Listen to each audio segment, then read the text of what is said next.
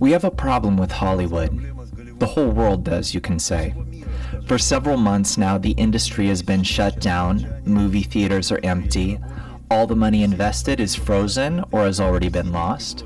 So all the superheroes, even those of my time, Stallone, Schwarzenegger, and others, are frightened by this 60-micron small virus. 600 shows that were supposed to be produced are all now being put on hold. The Academy Awards have been postponed, and now Hollywood is facing a dilemma with script writing. This is what I'm reading. The manner in which we convey the narrative will forever be changed. Everything prior to the pandemic will seem antiquated. Naturally, we have changed a lot. In general, people all over the world have changed. You see, people used to believe these stories, these soap operas, shows, and suddenly this disaster hits, which aims them to seek the truth, the essence, something which is quite different. We have entered a new world. We're already different. So what would we like to see? I'm interested as a producer. What screenplay would appeal to us? What would the world want to see? How will it change Hollywood? As you know, I've never written scripts. But you're a great playwright. But those aren't my ideas. They aren't yours? It doesn't come from me. The screenplay of the last generation that is unfolding now. I take it from the sources. This is a screenplay. This is what we see come to life now. Schwarzenegger can fight for the truth here too. It is a fight against egoism which is holding us all by the throat, not allowing us to breathe. And until we grab a hold of the culprit's hand, of this serpent, of this scrawny old witch, to break free of its hold, nothing will change. It will keep pressuring us all the time, again and again. Humanity will have to do it. There must be a hero. We have a need for a hero, because the hero is the creator. You can understand this. But we need the protagonist to be someone we can see, love, hate, agree or disagree with, be disillusioned with, only to later realize that it was all him. Him. So you think we need a hero? There must be a hero. We have a need for a hero, because the hero is the creator. You can understand this. But we need the protagonist to be someone we can see, love, hate, agree or disagree with, be disillusioned with, only to later realize that it was all him. Him. But you feel that the hero is moving towards the creator? You really think that the time is ripe for such a hero? We are already there. I am completely serious. We don't feel it yet. As usual, we only see things in retrospect. But we are already there. We clearly live in such a time. Very distinctly, mind you, expressly in the very midst of it.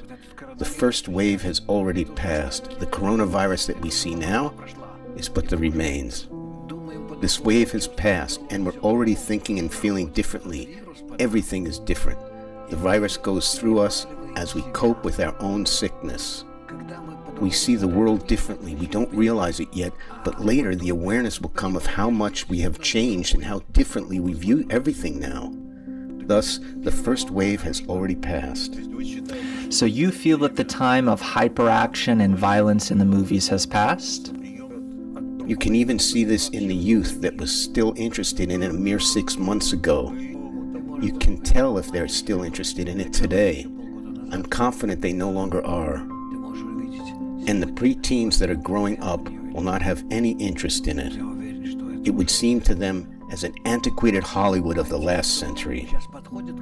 So they'll be looking for something beyond this action, this violence.